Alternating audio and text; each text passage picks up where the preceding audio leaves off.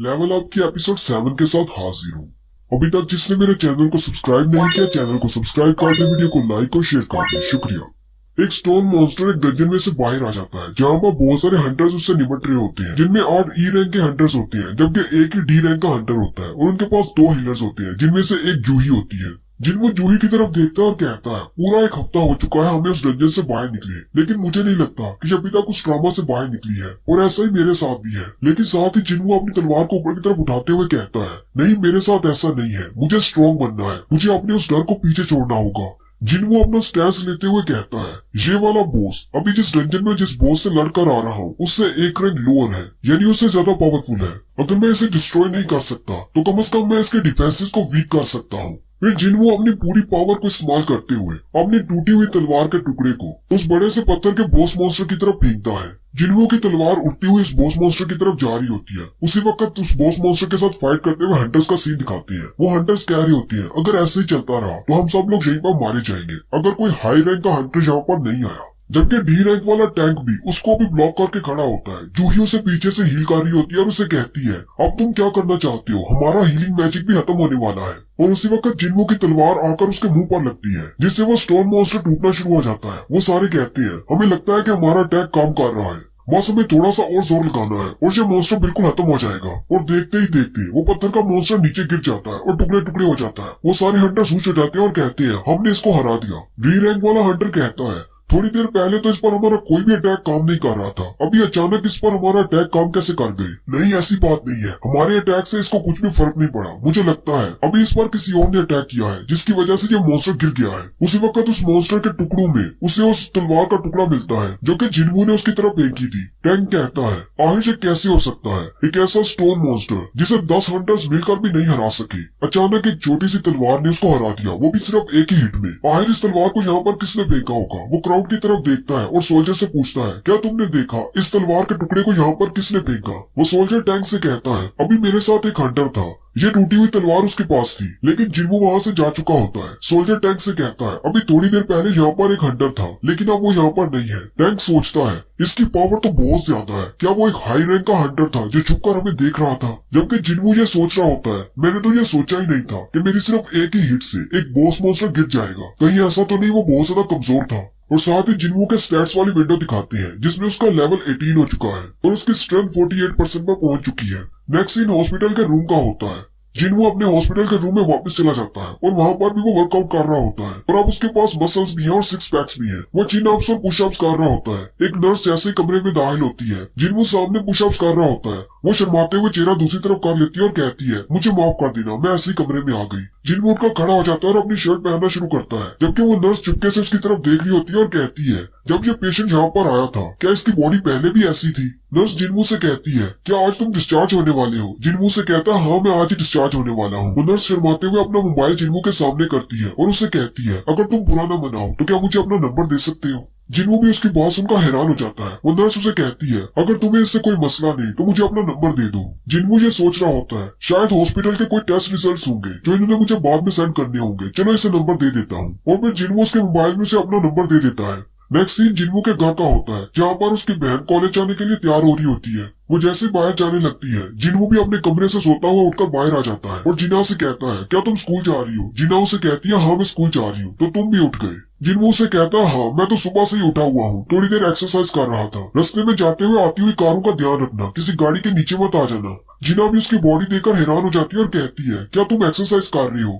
जिनवो उसे कहता है, हाँ, मैं थोड़ी बहुत एक्सरसाइज कर रहा हूँ। जिना उसके सामने खड़ी हो जाती है और उसे कहती है, तुम्हारा तो साइज भी पहले से काफी ज्यादा बढ़ गया है, मुझे नहीं पता था कि लड़कों का कद 20 साल की उम्र के बाद भी बढ़ता है। जिनवो उसे कहता है, तुम ये किस तरह की अजीब सी बातें कर रही हो, अब बस करो, अब चुपचाप स्कूल जाओ और साथ में अम्ब्रेला लेती जाना। जिना उसे कहती है, लेकिन आज तो बारिश नहीं होने वाली और वैसे भी ये अम्ब्रेला बहुत ज्यादा भारी है। जिनवो उसके बैग में रखते हुए उसे कहता है, ये एक फोल्डिंग अम्ब्रेला है, इतना भी भारी नहीं, इसे अपने साथ ही रखो। वो अम्ब्रेला को उसके बैग में रख देता है और उसे बाय बोलते हुए स्कूल भेज देता है। फिर वो अपनी डेली क्वेस्ट की विंडो की तरफ देखता है तो उसकी डेली की क्वेस्ट में सिर्फ 10 किलोमीटर की दौड़ रह जाती है। जिनवो कहता है, इस रनिंग को मैं थोड़ी देर बाद पूरा कर लूंगा।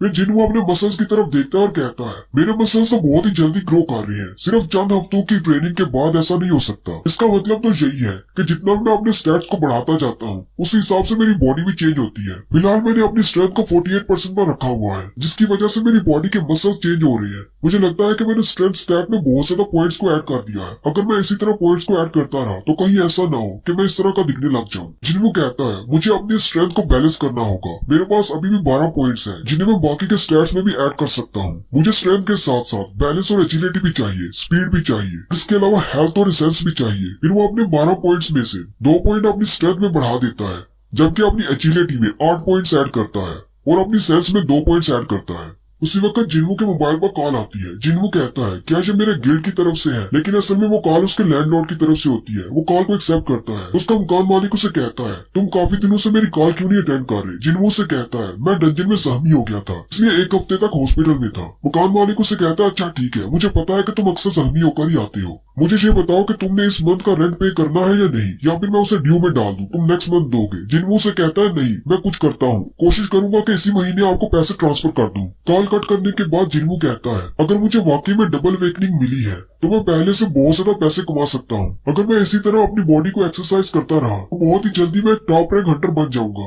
क्योंकि हंटर्स मॉन्स्टर्स को मारते हैं और पैसा कमाते हैं। जितना आपका रैंक हाई होगा उतना ज्यादा आपके पास एक्सपीरियंस और पावर होगा और आप उतनी ही ज्यादा पावरफुल मॉन्स्टर्स को मार सकेंगे और उनके अंदर से उतनी ही ज्यादा पावरफुल मैजिकल कोर निकलेगी जो नॉर्मल से ज्यादा महंगी बिकती है और इससे आप ज्यादा पैसे कमा सकते हैं। लेकिन एक हाई रैंक के मॉन्स्टर को हराने के लिए हमें एक हाई रैंक की डंजन में दाखिल होना होगा। इसीलिए लो रैंक की डंजन जैसे कि ई रैंक और डी रैंक की डंजन होती है, वहाँ पर कंपटीशन बहुत ज्यादा होता है, क्योंकि टॉप रैंक के हंटर्स बहुत ज्यादा कम है लेकिन ई रैंक और डी रैंक के हंटर्स बहुत ज्यादा है। और हम जैसे ई रैंक के हंटर्स को तो कोई भी गिल्ड अपने गिल्ड में नहीं लेता, और अगर कोई अपने गिल्ड में ले भी लेता है तो उनके पास जॉब नहीं होती हमारे लाइक। लेकिन अब जबकि मुझे डबल वेकनिंग मिल गई है तो क्या दुनिया को मुझे बताना चाहिए कि मैं भी एक ई रैंक का हंटर नहीं हूँ, बल्कि मैं एक स्ट्रॉन्ग हंटर हूँ। लेकिन अगर मैंने ऐसा किया और मैं दूसरी हाई रैंक की डंजन्स में जाना शुरू कर देता हूँ तो बाकी सारे लोगों को पता चल जाएगा कि मेरे पास डबल वेकनिंग है, और लोगों को तो इस तरह की बातें करने की आदत है, वो इस बात का बतंगड़ बना देंगे। हालांकि मैं ऐसा करने से अच्छे पैसे कमा सकता हूँ, बहुत ही जल्दी फेमस भी हो सकता हूँ,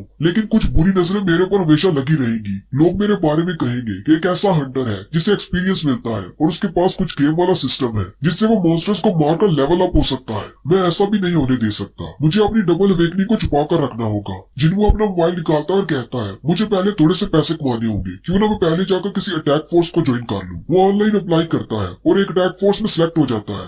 अगले दिन वो एक कंस्ट्रक्शन साइट पर चला जाता है। एक अटैक फोर्स में टोटल 10 हंटर्स होते हैं, जिनमें से 5 का डी रैंक होना लाजमी है। जिन्हों जैसे वहाँ पर पहुँचता है, उस अटैक टीम का लीडर जिसका नाम डॉन सुक होता है वो उसे वेलकम कहता है। जिन्हों से अपना नाम और अपना रैंक बताता है कि मैं एक ई रैंक का हंटर हूँ। वहीं पर 2 और भी हंटर खड़ी होती है जो कि उसे देखकर हंसना शुरू कर देते हैं और कहते हैं बॉस हमें इसके बारे में पता है, ये तो बहुत ही फेमस हंटर है। दूसरा उसे कहता है मुझे इसका नाम याद नहीं आ रहा, क्या नाम था इसका। दूसरा उसे कहता है सबसे वीक हंटर, और फिर वह दोनों हंसना शुरू कर देते हैं। बॉस उनसे कहता है बस भी करो, हमारे लिए ज्यादा जरूरी है कि हमारी अटैक फोर्स के नंबर्स पूरे होने चाहिए। बॉस जिन्हों से कहता है जैसा कि मैंने तुम्हें फोन पर ही बता दिया था, ये एक सी रैंक की डंजन है और तुम एक ई रैंक के हंटर हो, इसलिए तुम्हें फाइट नहीं करनी, तुम्हें बस हमारा सामान उठाकर जाना है। हमारे पास अपने बंदे कम है, इसलिए तुम्हें ये फॉर्म फिल करना है। मैं इसके बदले तुम्हें 2 लाख शुआन दूंगा। जिन्हों उन सब की तरफ देखता है और कहता है इनके पास 5 सी रैंक हंटर्स हैं, जबकि 4 डी रैंक के हंटर्स हैं। साथ ही वो रूल के बारे में बताता है कि एक डंजन में एक अटैक फोर्स ले जाने का एक रूल है कि हमारे पास 10 लोग होने चाहिए, जिनमें से 5 कम से कम सी रैंक के होने चाहिए। उसी वक्त जिन्हों के पास एक डी रैंक का हंटर आता है और उससे कहता है मुझे लगता है कि हम दोनों ही यहाँ पर सबसे वीक हैं। वो उसे कहता है मेरा नाम जिन्हो है और मेरी उम्र 22 साल है, मैं एक डी रैंक का हंटर हूँ और मैं यहाँ पर डी रैंक्स में से सबसे कमजोर हंटर हूँ। लेकिन जिन्हो ने अपनी बॉडी पर बहुत ही महंगे इक्विपमेंट्स पहने होते हैं।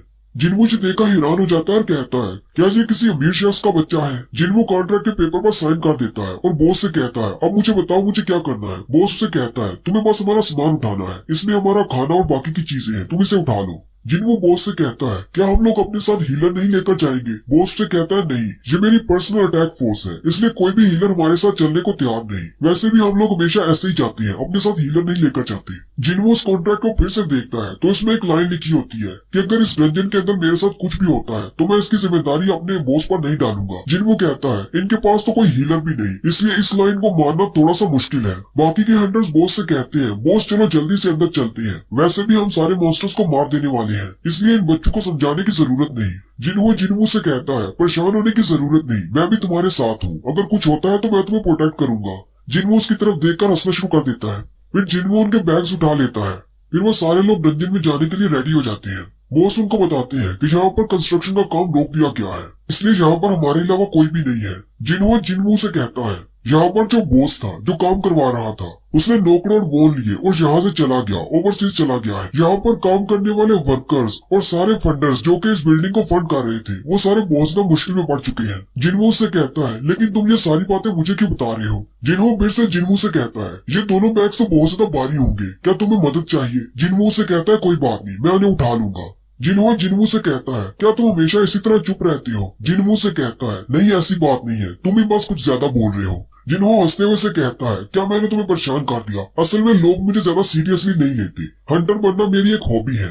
जिन्हों उसकी सारी बातें सुनकर बहुत ज्यादा पक रहा होता है। वो लोग डंजन के गेट के सामने पहुंच जाते हैं। बॉस उनसे कहते हैं हम लोग पहुंच गए। वो सारे कहते हैं इस डंजन का गेट तो नॉर्मल से बहुत ज्यादा बड़ा है। बॉस का साथी उसे कहता है क्या तुम्हें पक्का पता है कि ये एक सी रैंक की डंजन है? बॉस उसे कहता है हाँ मुझे पक्का पता है, गिल्ड वालों ने कंफर्म करके बताया है कि ये एक सी रैंक की डंजन है। मैंने बहुत सारे लोगों को यहाँ पर आते और जाते देखा है। जिन्हों डंजन के गेट को देखकर घबरा जाता है। जिन्हों से कहता है क्या तुम डंजन में पहली बार आए हो? जिन्हों से कहता है डंजन के गेट के साइज का बड़ा होना मैटर नहीं करता, गिल्ड वाले उसके अंदर से निकलने वाली एनर्जी पर डिसाइड करते हैं कि इस डंजन को कौन सा रैंक देना है, बी रैंक या उससे ऊपर की रैंक की डंजन्स को सिर्फ बड़े हंटर गिल्ड्स वाले ही सॉल्व करते हैं। लेकिन तुम्हें सही बात बताऊं तो मेरा भी ये पहली बार है, मैं अभी सी रैंक की डंजन में पहली बार जा रहा हूँ। बॉस उनसे कहते हैं चलो ठीक है, मैं अंदर जा रहा हूँ, तुम लोग भी मेरे पीछे आ जाओ। फिर वो सारे बॉस के पीछे उस डंजन के अंदर चले जाते हैं और यहीं पर हमारी एपिसोड 7 का एंड होता है।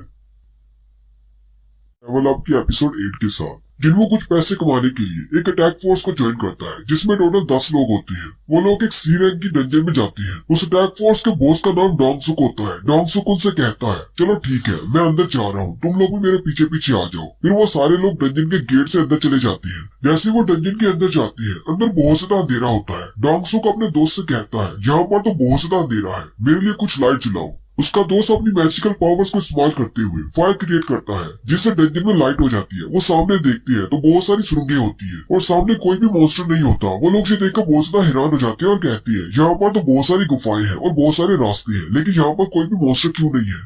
जिन्हों से कहता है क्या कोई ऐसी डंजन भी होती है जहाँ पर मॉन्स्टर्स नहीं होते? जिन्हों से कहता है जरा खामोश रहो, मुझे कोई आवाज आ रही है। जिन्हों साथ ही सोचना शुरू कर देता है और कहता है अगर यहाँ पर अंधेरा है तो इसका मतलब यहाँ के मॉन्स्टर्स को लाइट पसंद नहीं होगी। और ऐसा नहीं है कि इस डंजन में मॉन्स्टर्स नहीं है, ऐसा है कि मॉन्स्टर्स ने अपने आप को अभी तक जाहिर नहीं किया। नॉर्मली डंजन्स के अंदर बहुत ज्यादा लाइट्स होती है, लेकिन अगर ऐसे मॉन्स्टर्स हो जिनको अंधेरे से फर्क नहीं पड़ता, यानी उनकी आंखें ही नहीं होती, तो ऐसी डंजन्स और मॉन्स्टर्स के लिए बिल्कुल ठीक है। साथ ही जिन्हों चिल्लाकर उन सबसे कहता है इस डंजन के मॉन्स्टर्स इंसेक्ट टाइप है, यानी कि 4 टांगों वाले कीड़े मकोड़े। ये सुनते ही बाकी के सारे हंटर्स भी रेडी हो जाते हैं। वो सारे कहते हैं कहीं ऐसा तो नहीं ये किसी चींटी का घोंसला हो, और साथ ही उन्हें बहुत सारी चींटियों के चलने की आवाज आनी शुरू हो जाती है जो कि उन्हीं की तरफ आ रही होती है। वो बहुत ज्यादा घबरा जाते हैं और कहते हैं पता नहीं कौन सी टनल में से वो बाहर निकलेंगी, लेकिन हमें नजर क्यों नहीं आ रही। जिन्हों फिर चिल्लाकर उन सबसे कहता है वो सामने से नहीं आ रही बल्कि ऊपर से आ रही है। ऊपर की तरफ भी एक टनल होती है जिसमें से वो सारी चूड़ियां नीचे की तरफ आ रही होती है। बॉस उन सबसे कहते हैं अपने मैजिक का इस्तेमाल करो और उन सबको नीचे लेकर आओ। फिर उन सबको मारते हैं।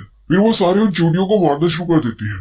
यहाँ पर बाकी सारे मॉन्स्टर्स के साथ फाइट कर रहे होते हैं। जिन्हों वहीं पर बैग पकड़कर खड़ा होता है और उन सबको एनालाइज कर रहा होता है। जिन्हों कहता है इन सारे सी रैंक के हंटर्स का आपस में बहुत ही अच्छा तालमेल है। मुझे लगता है कि शायद इसी वजह से इनको अपने साथ हीलर रखने की जरूरत नहीं पड़ती। इनके बॉस तो बहुत ही अच्छा है, डोंगसुक इनके साथ बहुत ही अच्छे से पेश आता है और बाकी के हंटर्स भी उसका भरपूर साथ दे रहे हैं। फिर वो जिन्हों की तरफ देखता है और कहता है जिन्हों हालांकि इसको इतना ज्यादा एक्सपीरियंस नहीं है, लेकिन इसके इक्विपमेंट्स बहुत ही अच्छे और महंगे हैं, इस वजह से ये भी मॉन्स्टर्स के साथ फाइट कर पा रहा है। हर कोई अपना बेस्ट दे रहा है, लेकिन सिर्फ मैं यहाँ पर सामान पकड़कर खड़ा हूँ। उसी वक्त एक चूंटी उसकी तरफ भी आती है।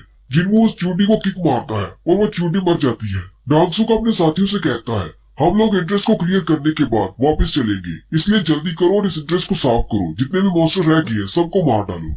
थोड़ी देर में वो सारी चींटियों को मार देते हैं। बॉस उन सबसे कहते हैं जल्दी से सारे क्रिस्टल्स को इकट्ठा करो, फिर हम इन सारे क्रिस्टल्स को 9 लोगों में बांट देंगे। बॉस के साथ ही कहते हैं ये तो हमारा फेवरेट पार्ट है कि सभी में क्रिस्टल्स बांटे जाएंगे। डोंगसुक जिन्हों के पास आता है और उसे कहता है तुम्हें कैसे पता चला कि मॉन्स्टर्स ऊपर से आने वाले हैं? जिन्हों से कहता है मुझे बस ऐसा लगा इसलिए मैंने कह दिया। डोंगसुक उसे कहता है तुम्हारी सेंसेस तो बहुत ही तेज है। बॉस जिन्हों का शुक्रिया अदा करती है और कहती है तुम तो वाकई में बहुत ही अच्छी हो, लेकिन इतना भी ज्यादा अच्छा होना तुम्हारे लिए बेहतर नहीं और छोटी डिटेल पर ध्यान देना तुम्हारे लिए जरूरी नहीं। उसी वक्त बॉस का एक साथी उसे कहता है बॉस यहाँ पर आओ, मुझे तुम्हें कुछ दिखाना है। ग्राउंड पर चूंटी के टुकड़े पड़े होते हैं। दोस्त उसे कहता है बॉस ये टुकड़े हमारी वजह से नहीं हुए, क्योंकि हम लोग या तो मैजिक का इस्तेमाल कर रहे थे या फिर तलवारों का। डांगसुक में ये देखकर बॉसना हैरान हो जाता है और कहता है आखिर ऐसा किसने किया होगा? क्या ये मॉन्स्टर्स आपस में लड़ रहे थे, या फिर ऐसा हो सकता है कि इस डंजन में इन मॉन्स्टर से भी ज्यादा कोई ताकतवर मॉन्स्टर्स है, या फिर इस डंजन के बॉस ने ये सब कुछ किया होगा। असल में उन चूंटियों की ये हालत जिन्हों ने की है, क्योंकि वो उनको किक्स मार रहा था जिसकी वजह से वो टुकड़े टुकड़े हो जाती थी। जिन्हों से पूछता है तुम्हारी ये शील्ड और ये तुम्हारी तलवार ये बहुत ज्यादा महंगी लगती है। जिन्हों से कहता है असल में ये मेरी पहली रेड है, इसलिए मेरे फादर ने बहुत ज्यादा खर्चा किया है और मेरी सेफ्टी पर पूरा ध्यान दिया है। लेकिन तुम ये क्यों पूछ रहे हो? जिन्हों से कहता है मुझे नहीं पता, लेकिन मुझे लगता है कि तुम्हें थोड़ा सा सावधान रहना चाहिए। जिन्हों डांगसुक की तरफ देख रहा होता है और उसे बहुत ही बुरी फीलिंग आ रही होती है। फिर वो सारे लोग बॉस को मारने के लिए बॉस के रूम की तरफ आगे चल पड़ते हैं। जिन्हों कहता है इस डंजन का लेआउट बिल्कुल एक मेज की तरह का है, इसलिए हमें ज्यादा फाइट का सामना करना नहीं पड़ा, लेकिन हमें अपना रास्ता नहीं मिल रहा। वैसे मुझे इस सब से क्या लेना देना है? मेरा काम सिर्फ बैगेज को उठाना है। मुझे मॉन्स्टर्स के साथ फाइट करने की जरूरत नहीं। बिना किसी फाइट के मुझे अच्छी खासी रकम मिल रही है, तो मुझे फाइट करने की क्या जरूरत है? लेकिन साथ ही जिन्हों कहता है मेरा सिस्टम मुझे बार बार एक बात कह रहा है कि छिपकली से सावधान रहना। पता नहीं यहाँ पर छिपकली कौन सी है, या तो वो बॉस मॉन्स्टर छिपकली है या फिर कुछ और। फिर वो लोग चलते हुए बॉस के रूम के बहुत ज्यादा करीब पहुंच जाते हैं। वहाँ पर भी बहुत सारी चूंटी की लाशें पड़ी होती है। डांगसुक उनसे कहता है यहाँ पर तो बहुत सारी चूंटियां मरी पड़ी है, मुझे लगता है कि ये सब कुछ बॉस ने किया होगा। यहाँ पर कोई ना कोई बॉस तो जरूर होगा, इसीलिए तो डंजन का गेट अभी तक बंद नहीं हुआ। डांगसुक दूसरे हंटर से कहता है यहाँ पर जरा रोशनी करना। वो अपनी मैजिकल पावर को इस्तेमाल करते हुए वहाँ पर रोशनी करता है। जैसी रोशनी होती है वो सामने की तरफ देखते हैं तो बहुत बड़े बड़े जाले लगे होते हैं जिनमें चूंटियां लिपटी होती है। इस डंजन का बॉस मॉन्स्टर एक मकड़ी होती है। उस मकड़ी ने पूरी टनल के अंदर जाले बिछा रखे होते हैं। डांगसुक उनसे कहता है हमें लगता है कि हम बॉस के रूम के बहुत ज्यादा करीब पहुंच चुके हैं, इस फाइट के लिए रेडी हो जाओ। फिर वो साथ ही उस टनल में चले जाती है। थोड़ा सा आगे जाने के बाद ही डांगसुक उनसे कहता है हमारे यहाँ तो जैकपॉट लगा है।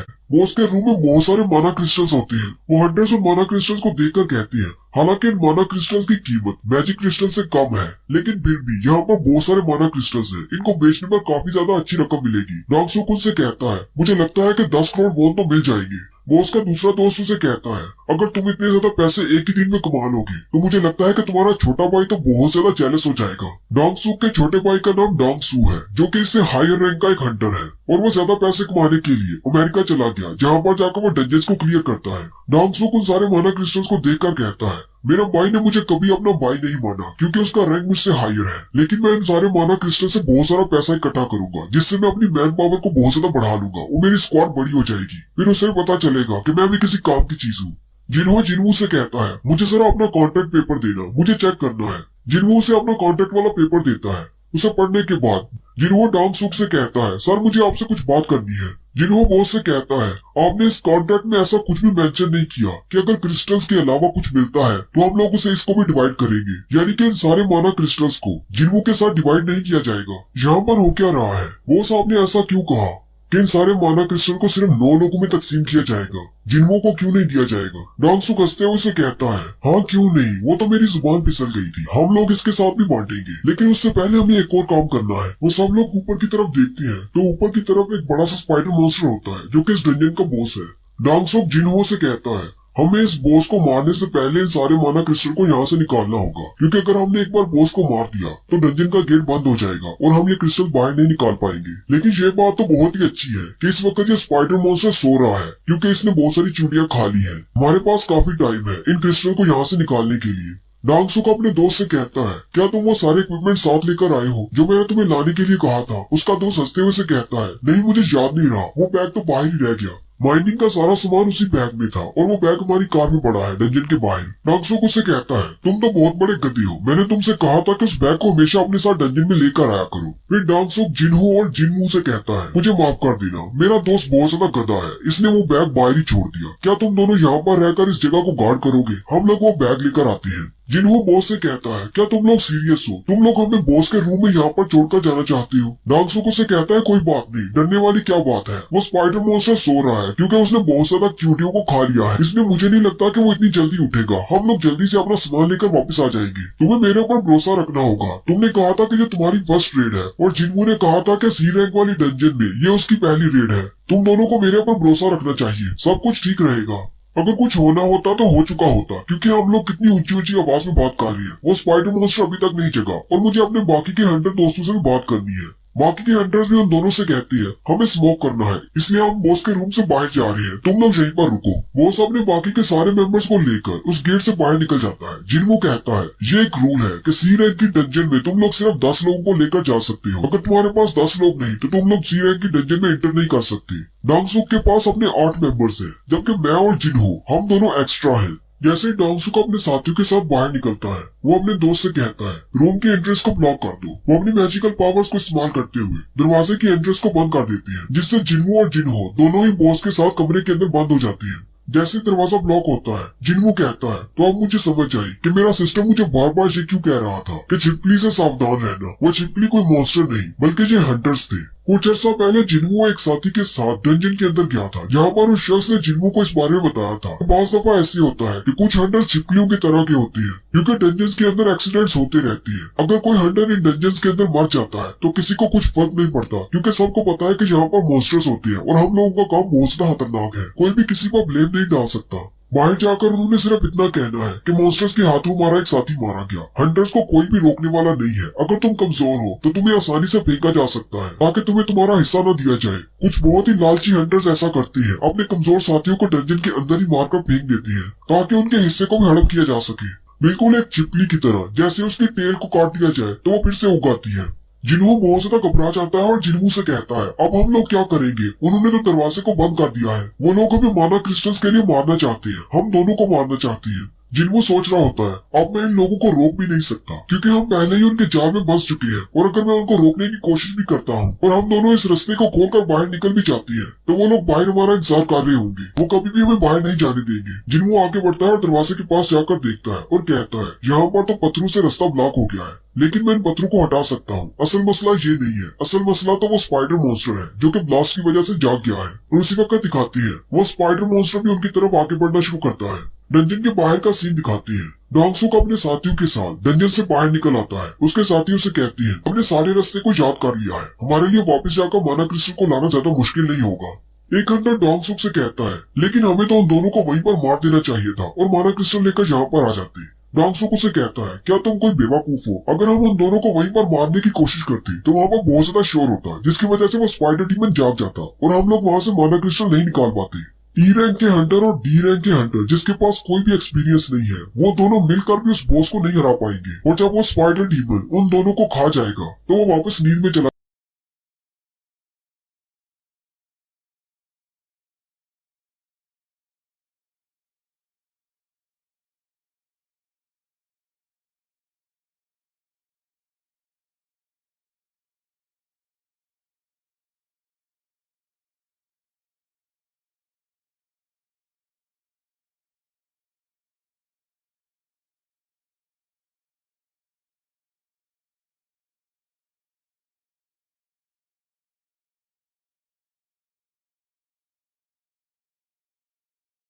हेलो गाइस, कैसे हैं आप सब लोग? सोलो लेवलिंग की एपिसोड 9 के साथ हाजिर हूँ। डांगसुक अपना मोबाइल लेकर बैठ जाता है और इंटरनेट पर जिन्हों के बारे में रिसर्च करता है। ह्यूमन डांगसुक से कहता है, एंट्रेंस को बंद करने के लिए हमने काफी बड़ा धमाका किया था, मुझे लगता है कि बॉस जाग गया होगा। डांगसुक उससे पूछता है, क्या तुम्हें लगता है कि तुम बॉस को हरा सकते हो? ह्यूमन उसे कहता है, नहीं, मुझ में इतना कॉन्फिडेंस नहीं है।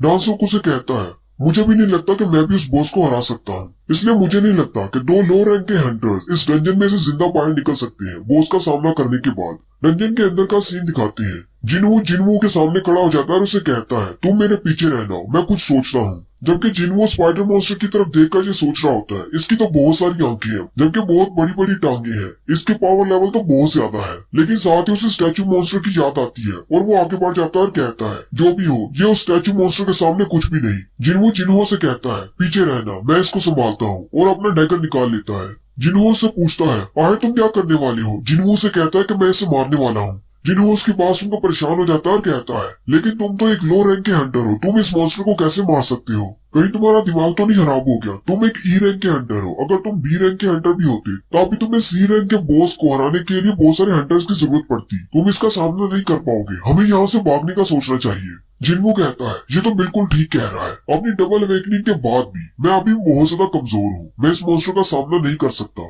लेकिन फिर भी मुझे यहाँ पर प्रेशर महसूस नहीं हो रहा, मुझे जरा भी डर नहीं लग रहा। इंस्टेंट डंजन के अंदर जिस बड़े से सांप का मैंने मुकाबला किया था वो शायद ई रैंक का बॉस था, और उसके बाद डंजन से बाहर आने के बाद वो स्टोन मॉन्स्टर जो कि शहर पर हमला कर रहा था वो शायद डी रैंक का बॉस था। उन दोनों के मुकाबले में स्पाइडर मॉन्स्टर की पावर तो बहुत ज्यादा है। उसी वक्त वो स्पाइडर मॉन्स्टर आगे बढ़ता है और जिन्हों पर अटैक करता है। जिन्हों भी अपने ब्लेड की मदद से उस पर अटैक करता है। जिन्हों कहता है, ये ब्लेड तो बहुत ही अच्छा है, पहले वाली तलवार के मुकाबले में बहुत ज्यादा अच्छा। फिर जिन्हों और स्पाइडर मॉन्स्टर फिर से फाइट करना शुरू कर देती है, जबकि जिन्हों दूर खड़ा ये सब कुछ देख रहा होता है और बहुत ज्यादा घबरा जाता है और कहता है, आखिर ये कैसे हो सकता है? ये ई रैंक का हंटर नहीं हो सकता। जिन्हों स्पाइडर मॉन्स्टर की टांगों पर अपने डैगर से अटैक करता है, लेकिन उसकी स्किन बहुत ज्यादा मोटी होती है। जिन्हों कहता है, इसकी स्किन तो बहुत ज्यादा हार्ड है, मुझे बहुत ज्यादा डीप अटैक करना होगा ताकि मेरा डैगर इसकी स्किन के अंदर दन सके। ये तो मुझे कोई ब्लाइंड स्पॉट्स भी नहीं दे रहा। इसकी 8 टांगे हैं जो कि बहुत ज्यादा पावरफुल है। ये तो डंजन के फर्श को भी तोड़ता जा रहा है। इसका हर अटैक बहुत ज्यादा पावरफुल है। मुझे उसके पैरों के अटैक से बचते हुए इस पर पहुंचना होगा। जिन्हों उसकी तरफ देखकर बहुत ज्यादा घबरा जाता है और कहता है, ये एक ई रैंक का हंटर हो ही नहीं सकता। ये एक ई रैंक का हंटर कैसे हो सकता है? लेकिन इसने हंटर गिल्ड में अपने जो फॉर्म्स जमा करवाए थे उसमें इसने बताया कि ये एक ई रैंक हंटर है, लेकिन इसकी मूवमेंट्स तो बहुत ज्यादा फास्ट है। एक ई रैंक का हंटर इतना ज्यादा फास्ट और पावरफुल नहीं हो सकता। कहीं ये एक फॉल्स रैंकर तो नहीं? और यहीं पर फॉल्स रैंकर की हिस्ट्री बताई जाती है कि फॉल्स रैंकर ऐसे हंटर होते हैं जो कि अपनी मैजिकल पावर्स को कंट्रोल कर सकते हैं और अपनी मर्जी से अपने रैंक्स को कम या ज्यादा शो कर सकते हैं। और ज्यादातर फॉल्स रैंकर्स ऐसे ही होते हैं जिनका हंटर रैंक बहुत ज्यादा होता है, लेकिन वो अपने आप को लो रैंक का शो करवाते हैं। लेकिन मसला ये है कि ऐसे फॉल्स रैंकर्स साइकोपैथ्स होते हैं जो कि किसी को भी मारना अपनी हॉबी समझते हैं। साइकोपैथ का सोचकारी जिन्हों बहुत ज्यादा घबरा जाता है।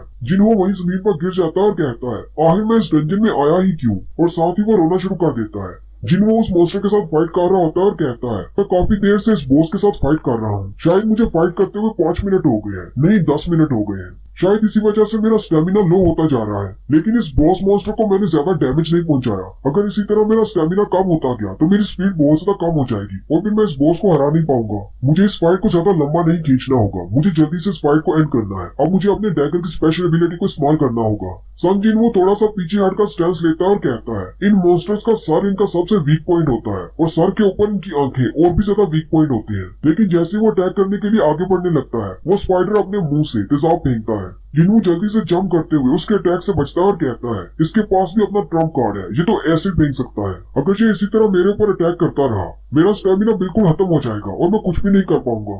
जिन्हों अपनी स्प्रिंट एबिलिटी को इस्तेमाल करते हुए अपनी स्पीड को बढ़ाता है और कहता है, मुझे इसके बहुत ज्यादा करीब होना होगा। अपनी मूवमेंट्स को तेज करते हुए इस पर अटैक करना होगा। स्प्रिंट की एबिलिटी को इस्तेमाल करने से उसकी स्पीड 30% बढ़ जाती है।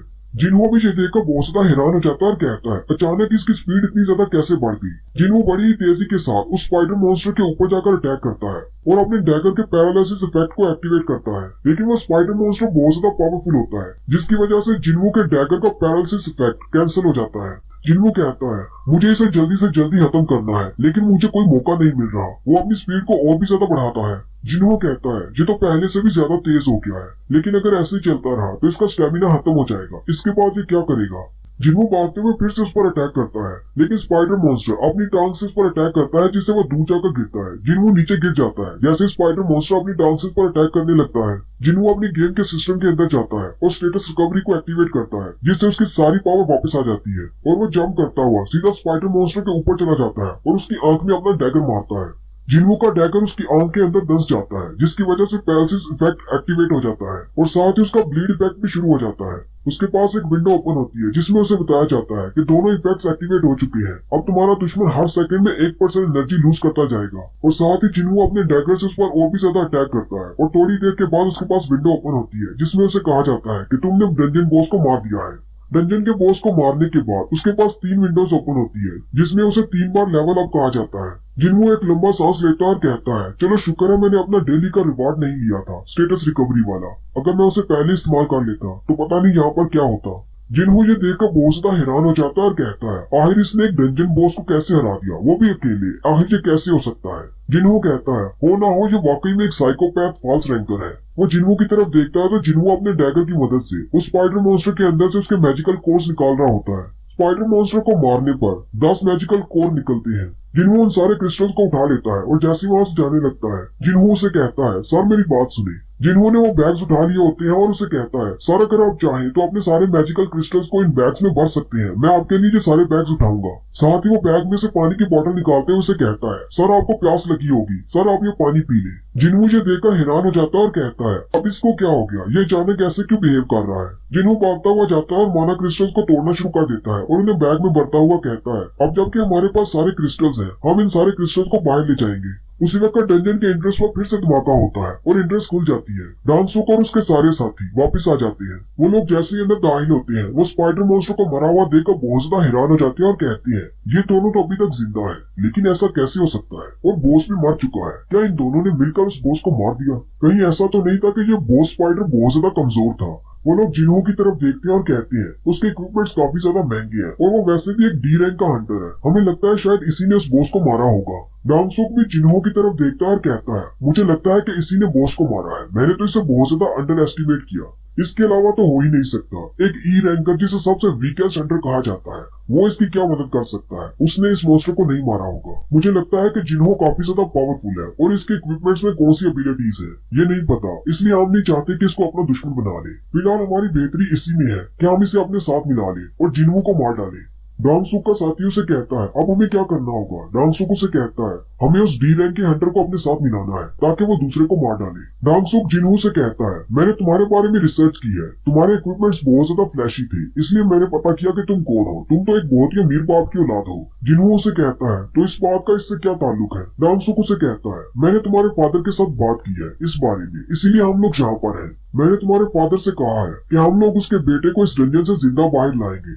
लेकिन एक शर्त है, तुम्हें सन जिन्हों को मारना होगा। ये बात सुनते ही जिन्हों बहुत ज्यादा हैरान हो जाता है और कहता है कहीं तुम पागल तो नहीं हो गए, मैं इसको कैसे मार सकता हूँ। डांगसुक उसे कहता है कि तुम्हारे पास सिर्फ यही एक रास्ता है, जिन्हों को मारो और हमारे ग्रुप में शामिल हो जाओ, हम तुम्हें यहाँ से जिंदा बाहर ले जाएंगे। अगर तुम इसे यहाँ पर नहीं मारोगे तो हम तुम दोनों को यहीं पर मार देंगे। आए तुम घबरा किस बात से रहे हो, यहाँ पर कोई भी नहीं देखने वाला, अगर तुम इसको मार देते हो तो बाहर जाकर तुम्हें कोई भी नहीं पूछेगा। कहीं तुम सिर्फ एक ई रैंक के हंटर से डर तो नहीं रहे, जल्दी करो और इसे मार डालो। जिन्हों की तरफ देखता है और कहता है सर मैं ऐसा कुछ भी नहीं करने वाला। जिन्हों से कहता है कोई बात नहीं, मुझे पता है, मैं ये बात अच्छी तरह से जानता हूँ कि हमेशा ताकतवर के सामने कमजोर को ही झुकना पड़ता है और मैं यहाँ पर सबसे कमजोर हूँ, तो आखिर बार मुझे ही धोखा दिया जाएगा। जिन्हों की बात सुनकर जिन्हों अपने इक्विपमेंट्स उठा लेता है और अपनी तलवार लेकर जिन्हों के सामने खड़ा हो जाता है और डांगसुक से कहता है मैं इसे प्रोटेक्ट करूंगा।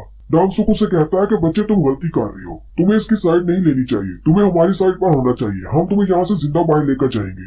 डांगसुक का मैजिशियन दोस्त उसे कहता है अब हमें क्या करना होगा। डांगसुक उसे कहता है अमीर बाप की औलाद को मारना हमारे लिए अच्छा नहीं रहेगा, पहले इस ई रैंक के हंटर को मार डालो, उसके बाद देखते हैं इसका क्या करना है। डांगसुक अपनी तलवार निकाल लेता है और उन दोनों से कहता है क्या तुम दोनों ने आज से पहले कभी किसी इंसान को मारा है। उसी वक्त जिन्हों के पास एक विंडो ओपन होती है जिसमें उसे एक इमरजेंसी क्वेस्ट दी जाती है और इस क्वेस्ट के रूल्स भी वैसे ही होते हैं। अगर वो अपनी क्वेस्ट को पूरा नहीं करेगा तो उसे पेनल्टी दी जाएगी और उसे उस पेनल्टी को पूरा करना होगा, और उसकी इमरजेंसी क्वेस्ट ये होती है कि उसे 8 दुश्मनों को मारना है। जिन्हों ये देखकर बहुत ज्यादा हैरान हो जाता है और कहता है आखिर ये सिस्टम मुझे अचानक से ऐसा क्यों कह रहा है। डांगसुक का मैजिशियन दोस्त आगे बढ़ता है और उस पर अटैक करता है। वहाँ पर एक जोरदार धमाका होता है, जिन्हों पीछे की तरफ गिर जाता है। डांगसुक जिन्हों से कहता है अब उसकी फिक्र करना छोड़ो, वो मर चुका है, तुम हमारी साइड पर आ जाओ, अभी भी तुम्हारे पास एक चांस है। जिन्हों उनकी बात सुनकर रोना शुरू कर देता है और कहता है तुम सब लोग कातिल हो। जबकि जिन्हों पीछे दीवार के साथ जाकर गिरता है, कहता है आखिर मैं ये बात कैसे भूल सकता हूँ कि डंजन के अंदर सिर्फ वही कामयाब होती है जो ज्यादा पावरफुल है, हमेशा कमजोर को धोखा दिया जाता है। मैं इस बात को कैसे भूल गया, मैं हमेशा से गलत सोच रहा था। कितनी बार डंजन के अंदर जाते हुए मरते मरते बचा हूँ, हर बार अपनी बॉडी को हील करने के बाद मैं फिर से डंजन के अंदर चला जाता। इस वक्त मेरा सिस्टम मुझे कह रहा है कि सामने 8 लोगों को मार डालो जो कि मेरे दुश्मन है, क्योंकि वो सारे मेरी जान लेना चाहते हैं। अगर मैं इस क्वेस्ट को पूरा नहीं करता तो मेरी पेनल्टी डेथ होगी, क्योंकि मेरा हार्ट रुक जाएगा और मैं मर जाऊंगा। अब मेरे पास सिर्फ एक ही रास्ता बचा है, या तो मैं इन 8 को मार डालूं या फिर खुद मर जाऊं। फिर जिन्हों अपना फैसला कर लेता है और कहता है मुझे इन 8 को मारना होगा, और वो उठकर खड़ा हो जाता है। जिन्हों कहता है मैं इस सिस्टम से स्ट्रॉन्ग नहीं बन रहा, बल्कि ये सिस्टम मुझे स्ट्रॉन्ग बना रहा है। अब ये बात बहुत ज्यादा वाज़ेह हो चुकी है कि ये सिस्टम मुझे इस्तेमाल कर रहा है और मैं इस सिस्टम को इस्तेमाल कर रहा हूँ अपने फायदे के लिए। फिर जिनमें उन सबको मारने के लिए उन सब के सामने खड़ा हो जाता है और यहीं पर हमारी एपिसोड 9 का एंड होता है। एक्सप्लेनेशन अच्छी लगी हो तो कमेंट करके जरूर बताएं। चैनल को सब्सक्राइब कर दें, वीडियो को लाइक और शेयर कर दें। शुक्रिया।